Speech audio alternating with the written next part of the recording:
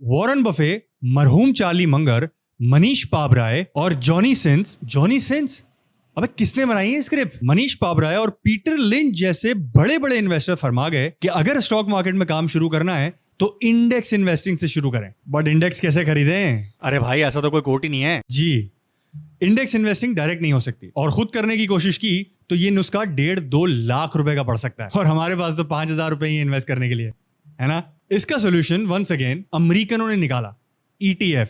और ये इतना सक्सेसफुल हो गया कि हर चीज का ETF बना दिया। गोल्ड्स, बॉन्ड्स, क्रिप्टो, स्टॉक्स, और स्टॉक्स के अंदर भी हर सेक्टर का एक ETF। वैसे किसी को पता नहीं है, बट पाकिस्तान में भी ये ऑप्शन है, बताता हूं। तो मतलब इंडेक्स इन्वेस्टिंग और ETF सेम चीज है। इंडेक्स इन्वेस्टिंग करने का एक तरीका ETF भी है, और दूसरा तरीका हम सबको पता है, म्यूचुअल फंड्स। तो जब म्यूचुअल फंड का बोल्टन मार्केट था तो ETF की जरूरत क्यों थी? 4 चीजें, 1 2 3 4 5, कम से कम 5 लोग ये एक फंड मैनेज कर रहे हैं।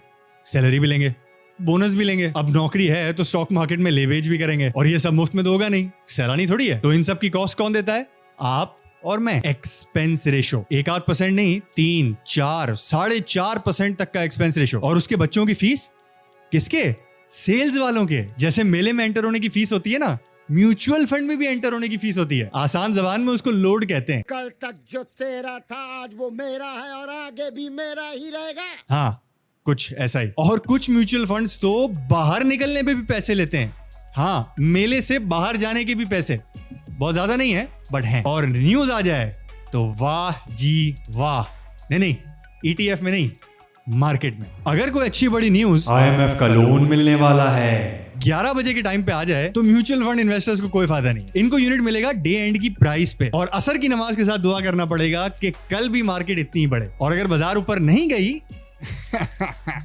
ऐसा ETF में नहीं है, क्योंकि पूरा दिन ट्रेड होता है।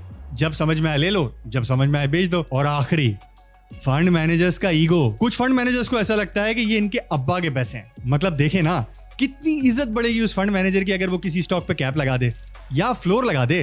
नहीं, लॉजिक कोई नहीं है, पावर का चक्कर, ईगो का चक्कर। और अब चूंकि ETF में कोई फंड मैनेजर ही नहीं है तो ईगो कहां से आएगा? तो ETF में एंट्री लेने से पहले ये INAV जरूर देख लें। इसी के आसपास आपने एंट्री लेनी है, ना बहुत ऊपर ना बहुत नीचे। अब वो सिखाऊं जो अमेरिकन करते हैं। अमेरिकन एक ETF नहीं लेते, बहुत सारे ETF एक साथ लेते हैं डिफरेंट रीजंस की वजह से, और सबको मिला के एक पोर्टफोलियो बनाते हैं। बट ये समझने से पहले आपको समझना पड़ेगा पाकिस्तान में ETFs हैं कितने। In total 8। Number 1, Alfala Consumer ETF. I would highly recommend your one-to-one service to anyone seeking to make wise financial decisions.